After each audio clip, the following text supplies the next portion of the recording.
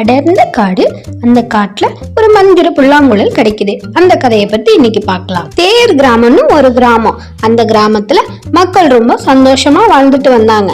அந்த கிராமத்துல வேலன் சொல்லி ஒரு விவசாயி இருந்தான். அவனுக்கு 5 ஏக்கர் நிலம், ஒரு காடு, சொந்தமா ஒரு வீடு, அன்பான ஒரு மனைவி, அழகான ஒரு பையன். இந்த மாதிரி ஒரு சின்ன குடும்பமா அவங்க சந்தோஷமா வாழ்ந்துட்டு வந்தாங்க.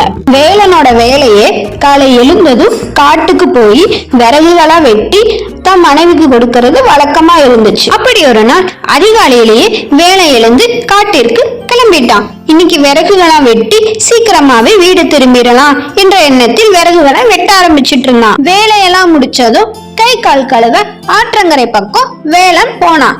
அப்போ அந்த கரையோரமா ஏதோ ஒண்ணு இருக்கே அப்படின்னு சொல்லி அது பக்கத்துல போனான். அட, என்ன இது பார்க்க புல்லாங்குழல் மாதிரி இருக்கே.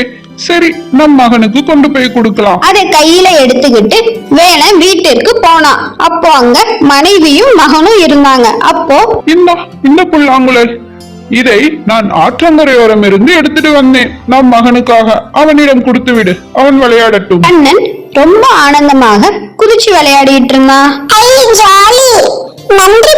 வேலனுக்கு அது ஒரு மந்திர புல்லாங்குழல் என இன்னும் அவனுக்கு தெரியவில்லை.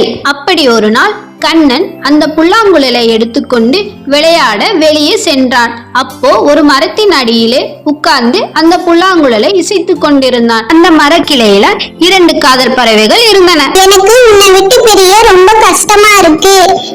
நான் இல்லாம எப்படி இருப்பேன்னு எனக்கு தெரியல. கொஞ்ச நேரத்துல நான் இறந்து போக போறேன். இங்க பாரு, இப்படியெல்லாம் நீ பேசாத. உனக்குதான் நான் இருக்கேன்ல, உனக்கு ஒண்ணும் ஆகாது. இப்படி ஆண் குருவி பேசிக் கொண்டிருக்கும் பொழுதே பெண் குருவி இறந்து விட்டது. இதையெல்லாம் பார்த்து கொண்டிருந்த கண்ணன், ஆண் குருவியே, நீ கவலைப்படாத. நான் கடவுள் கிட்ட வேண்டிக்கிறேன். கடவுளே, இந்த குருவியை காப்பாத்தி கொடு. கண்ணன் அந்த புல்லாங்குழலை வாசிக்க ஆரம்பித்தான். சிறிது நேரத்திலேயே குருவிக்கு உயிர் வந்துவிட்டது. கண்ணனுக்கும் ஒன்றும் புரியவில்லை. புல்லாங்குழல் வாசித்ததால் பறவைக்கு உயிர் வந்தது என அங்கு நடந்த அனைத்தையும் தன் தாயிடமும் தந்தையிடமும் கூறினான். இதுதான்ப்பா நடந்துச்சு.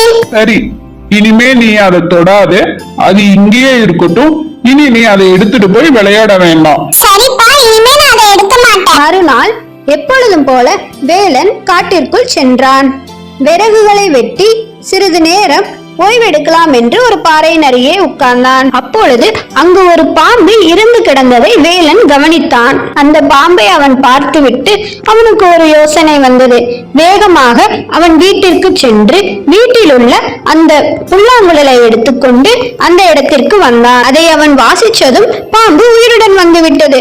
இது எப்படி என்று ஒன்றுமே புரியாமல் அவன் யோசித்துக் கொண்டே இருந்தான். அடுத்த நாளே அரண்மனைக்கு சென்று மன்னரை நேரில் சந்தித்தான். அட, வா வேலா, என்ன விஷயம்? அரண்மனைக்கு வந்திருக்கிறாய்? ஏதாவது பிரச்சனையா? ஏதாவது சொல்ல வேண்டுமா? அரசரிடம் வேலன் அதை கொடுத்துவிட்டு அங்க நடந்த எல்லாவற்றையும் அவன் கூறினான். சரி, நீ கவலைப்பட தேவையில்லை வேலா. இதை நான் பத்திரமாக கஜானாவில் வைத்து விடுகிறேன். உன்னுடைய நேர்மைக்கு உனக்கு நான் பொற்காசுகளை அளிக்கிறேன். வேலன் அதை வாங்கி கொண்டு வீடு திரும்பினான். வேலன் நினைத்திருந்தால் அதை எப்படி வேண்டுமானாலும் பயன்படுத்தி இருக்கலாம். ஆனால் அவன் அதை தவறான ஆட்கள் கையில் கிடைக்க கூடாது என்று அதை பாதுகாப்பான இடத்தில் சேர்த்து விட்டான். ஒரு சூனியக்காரி அந்த கிராமத்தில் இருந்த குழந்தைங்க எல்லாத்தையும் கடத்திட்டு போன கதையை பத்தி தான் இன்னைக்கு நம்ம பார்க்க போறோம். மாறனுக்கு ஒரு அழகான ஆண் குழந்தை பிறந்துள்ளது. கிராமத்தில் நடக்கும் விஷயங்களை தன் மனைவி மாறனிடம் கூறுகிறான். உங்களுக்கு விஷயம் தெரியுமா? கிராமத்துல சூனியக்கார கிழவின்னு சொல்லி ஒரு கிழவி சுத்திட்டு இருக்காங்க. ஆமா, நானும் கேள்விப்பட்டேன். அது குழந்தைங்களை கடத்திட்டு போகுதாமா. அந்த சூனியக்காரி குழந்தைகளை கடத்தி செல்லும். சூனியக்காரிக்கு பகல் நேரங்களில் கண்கள் தெரியாது. இரவு நேரங்களில் மட்டும்தான் கண்கள் தெரியும். இரவே மாறன் வெளியே உறங்கிக் கொண்டிருந்தான். தன் மனைவியும் குழந்தையும் வீட்டினுள்ளே உறங்கிக் கொண்டிருந்தனர். அப்போது வீட்டினுள் நுழைந்த சூனியக்கார கிழவி மாறனின் குழந்தையை தூக்கி கொண்டு தன் கோட்டைக்கு சென்றது. அடுத்த நாள் மாறனின் மனைவி மாறனிடம் அழுது கொண்டு, குழந்தை நைட்டு என் பக்கத்துல தாங்க தூங்கிட்டு இருந்துச்சு. காலையில எந்திரிச்சு பார்த்தா குழந்தைய காணங்க. எனக்கு என்னமோ அந்த கிழவி தூக்கிட்டு போயிருக்குமான்னு தோணுது. என்னமா சொல்ற? நான் உன்னை நம்பிதானே குழந்தைய பத்திரமா பாத்துக்க சொன்னேன். ஆனா நீ இப்படி பண்ணிட்டியே. இப்ப நான் என்னதான் பண்றது? கிராமத்தில் அனைவரும் மாறனின் குழந்தையை சூனிய கிழவி தூக்கி சென்றது என கிராமம் முழுவதும் பேசிக் கொண்டனர்.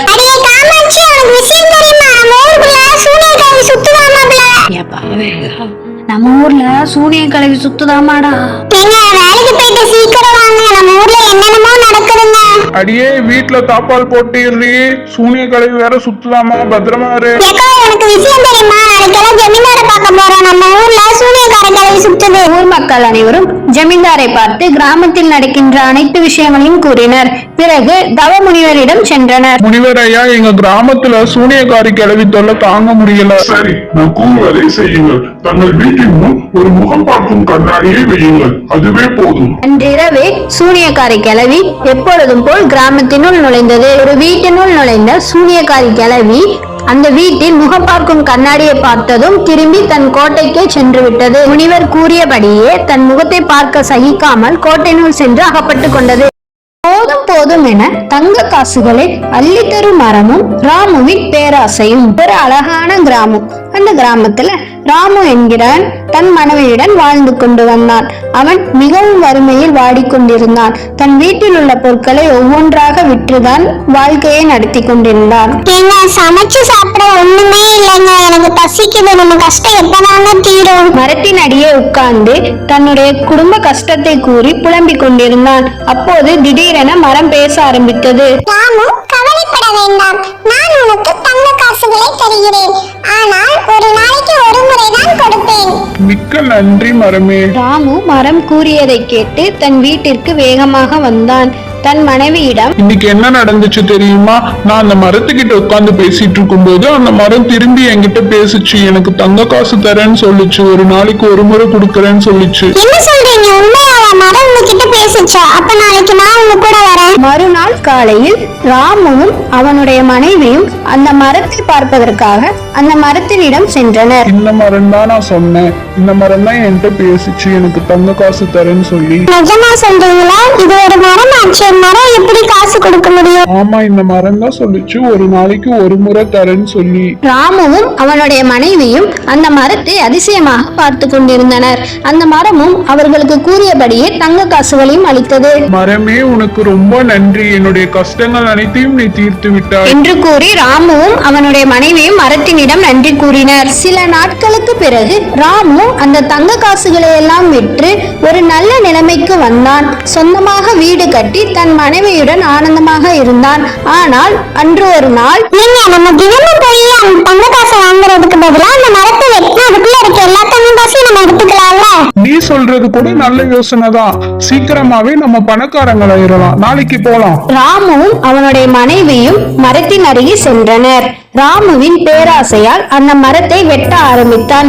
அந்த மரத்தை வெட்ட வெட்ட அந்த மரத்தில் ஒன்றும் இல்லை, எல்லா மரத்தில் இருப்பது போலேதான் இருந்தது. ராமு மிகவும் வருத்தம் அடைந்தான். அந்த மனைவி, என்ன மன்னிச்சிடுங்க, எல்லாம் என்னாலதான். ராமுவின் வாழ்க்கை மீண்டும் பழைய நிலைமைக்கு திரும்பிவிட்டது. வறுமையில் வாடினான். அவனுடைய பேராசை அவனுக்கே பெரிய நஷ்டமாகிவிட்டது. ஒரு குட்டி மலை கிராமத்துல மக்கள் ரொம்ப சந்தோஷமா வாழ்ந்துட்டு வந்தாங்க. அங்க இருக்க மக்களுக்கு அங்க வாழ்றதுக்கு ரொம்ப பிடிக்கும். அந்த கிராமத்துல கஞ்சன் சொல்லி ஒருத்தன் இருக்கான். அவன் ரொம்ப கஞ்ச பிடிச்சவன், யாருக்கு எந்த உதவியும் கூட செய்யக்கூட மாட்டான். அவன் ஒரு நாள் அவன் தூங்கிட்டு இருக்கும்போது அவனோட கனவுல அவன் வீட்டுக்கு பின்னாடி தங்க புதையல் இருக்கிற மாதிரி அவனுக்கு ஒரு கனவு வந்துச்சு. அந்த கனவுல இருந்து திடீர்னு எழுந்து, அட, என்ன கனவு இது? ஒருவேளை உண்மையா இருக்குமோ? சரி, யாருக்கும் தெரியாம தோண்டி பார்த்தரலாம். கஞ்சன் புதையில தோன்றதுக்காக போயிட்டு இருக்கும் பொழுது குறுக்க பாம்பை மிதிச்சிட்டான். அந்த பாம்பு அவனை கடிச்சிருச்சு. பாம்பு கடிச்ச உடனே மலையடிவாரத்துல இருக்கிற மந்திரவாதி கிட்ட ஓடி போனான். ஐயா ஐயா, என்ன தயவு செஞ்சு காப்பாத்துங்க, எனக்கு உதவி செய்யுங்க. ஏன் இவ்வளவு பதட்டமாக வருகிறாய்? உனக்கு என்ன ஆயிற்று? ஏன் அழுகிறாய்? சொல். கஞ்சன் பாம்பு கடிச்சிருச்சுன்னு சொன்னா ரூபாய் அதிகமாகும்னு சொல்லி, ஐயா, என்னை பூரான் கடித்து விட்டது, தயவு செய்து எனக்கு உதவி செய்யுங்கள். சரி, 5 ரூபாய் கொடு, நான் உனக்கு ஒரு மந்திரம் சொல்கிறேன், நீ அதை திருப்பி சொல். மந்திரவாதி சொன்ன மந்திரம் பலிக்காதனால கஞ்சன் திரும்பவும், இல்லை இல்லை, என்னை தேல் தான் கடித்து விட்டது ஐயா, தயவு செய்து என்னை காப்பாற்றுங்கள். சரி, 10 ரூபாய் கொடு, உனக்கு அதற்கான மந்திரத்தை நான் சொல்கிறேன், நீ திரும்ப சொல். திரும்பவும் மந்திரம் வேலை செய்யவே இல்லை. அப்போ கஞ்சன், ஐயா ஐயா, நான் உங்களிடம் ஒரு உண்மையை கூற வேண்டும். என்னை மன்னித்து விடுங்கள். கஞ்சன் இவ்ளோ நேரம் போய் சொல்லிட்டு இருந்தான். கடைசியா அவனை காப்பாத்திக்கலான்னு உண்மையை சொல்ல வரும் பொழுது அவன் இறந்துட்டான். பனிக்காலம் ஆரம்பமாயிருச்சு. மக்கள் எல்லாருமே கிறிஸ்துமஸ்க்காக காத்துட்டு இருந்தாங்க. ஊர் முழுக்க பனித்துளிகளால் நிரம்பி வழிஞ்சது. ஊர் மக்கள் எல்லாரும் கிறிஸ்துமஸ கொண்டாடுறதுக்காக தயாராயிட்டு இருந்தாங்க. அந்த ஊரையே கிறிஸ்துமஸ்க்காக பிரம்மாண்டமா தயார் பண்ணாங்க. அந்த ஊர்ல வாழ்ற ஒரு சிட்டி பையனுக்கு கிறிஸ்துமஸ் தாத்தா கொடுத்த பரிசு பத்தின கதை தான் இது. கிரிஷ், நீ நல்ல பையனா யாரையும் ஏமாத்தாம பொய் பேசாம இருந்தீனா இன்னைக்கு நைட் உனக்கு கிறிஸ்துமஸ் தாத்தா பரிசு கொடுப்பாரு. நீங்க சொல்றது உண்மையாப்பா? கிறிஸ்மஸ் தாத்தா எனக்கு பரிசு கொடுத்தாரா? ஆமா கிரீஷ், அதுக்கு நீ நல்ல பையனா நடந்துக்கணும். அப்பதான் உனக்கு பரிசு கிடைக்கும். ஐயா ஜாலி, அப்ப இன்னைக்கு எனக்கு பரிசு கிடைக்குமே. கிறிஸ்துமஸ் தாத்தா பரிசு கொடுப்பாரு என நினைச்சு கிறிஸ் ரொம்ப துள்ளி குதிச்சிட்டு இருந்தான். அப்பா, நீங்க சொன்ன மாதிரி நீ யாரையும் ஏமாத்த மாட்டேன், பொய்யும் சொல்ல மாட்டேன்ப்பா. ரொம்ப தேங்க்ஸ்ப்பா. கிறிஸ் இதுக்கப்புறம் பொய் சொல்ல மாட்டேன், நேர்மையா இருப்பேன்னு சொன்னனால அவனுக்காக ஒரு பரிசு கிடைச்சது. அதே மாதிரி நம்மளும் நேர்மையா இருந்தா நமக்கான பரிசு நம்மளை தேடி வரும்.